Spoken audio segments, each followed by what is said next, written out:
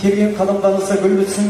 Баршаларыңызбен ассалаумағалейкум деп амандасып алайын. Біздерге тамақсыз қарамайтын, 30 күн ұландасып той жасаса, 40 күнде қысықтары қарамайтын, өздері қалжыңдас сөйлегенде сөздері сүйекті саралайтын.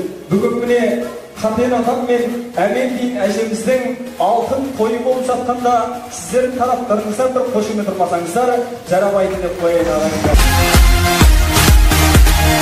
Мейлі сіз сенбесеңіз сенсеңіз де, мейлі сіз көнбесеңіз көнсеңіз де, қыздың жасы мәңгілік өзгермейді, қыздың жасы мәңгілік 18-де дейді.